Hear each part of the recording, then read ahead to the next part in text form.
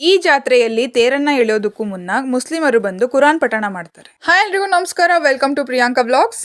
ಹೊಯ್ಸಳ ರಾಜ ವಿಷ್ಣುವರ್ಧನ ಬೇಲೂರು ಶ್ರೀ ಚೆನ್ನಕೇಶವ ಸ್ವಾಮಿ ದೇವಾಲಯ ನಿರ್ಮಾಣ ಮಾಡಿದಂಥ ಸಂದರ್ಭದಲ್ಲಿ ಸರ್ವಧರ್ಮ ಸಮಾನತೆಯನ್ನ ಎತ್ತು ಹಿಡಿಯೋದಕ್ಕೋಸ್ಕರ ಈ ಪದ್ಧತಿಯನ್ನ ಜಾರಿಗೆ ತಂದಿರ್ತಾರೆ.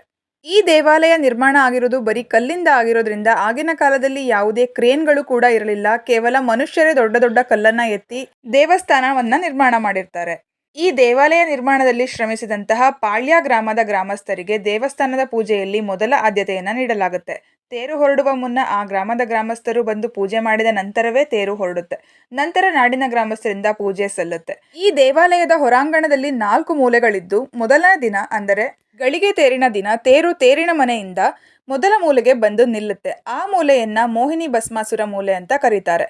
ವಿಷ್ಣು ಮೋಹಿನಿ ಅವತಾರದಲ್ಲಿ ಭಸ್ಮಾಸುರನನ್ನ ಸಂಹಾರ ಮಾಡಿದ ಜಾಗ ಅದು ಅಂತ ಹೇಳಲಾಗುತ್ತೆ. ಹಾಗೆ ಭಸ್ಮಾಸುರ ಸಂಹಾರ ಮಾಡಿದಂತಹ ಸಂದರ್ಭದಲ್ಲಿ ಒಂದು ವರವನ್ನ ವಿಷ್ಣುವಿನ ಬಳಿ ಕೇಳ್ತಾರೆ. ಅದು ರಥೋತ್ಸವದ ಸಂದರ್ಭದಲ್ಲಿ ಸ್ವಾಮಿ ಒಂದು ದಿನ ಆ ಜಾಗದಲ್ಲಿ ನಿಲ್ಲಬೇಕು ಎನ್ನುವಂಥದ್ದು.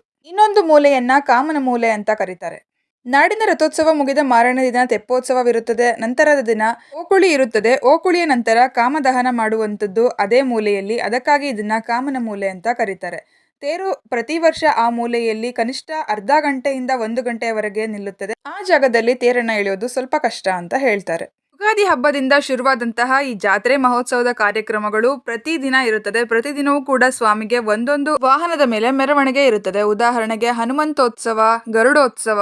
ನೀವು ಯಾರೆಲ್ಲ ಈ ವರ್ಷ ಜಾತ್ರೆಗೆ ಬಂದಿದ್ರಿ ಅಂತ ಕಮೆಂಟ್ ಮಾಡಿ. ಎಲ್ರಿಗೂ ನಮಸ್ಕಾರ.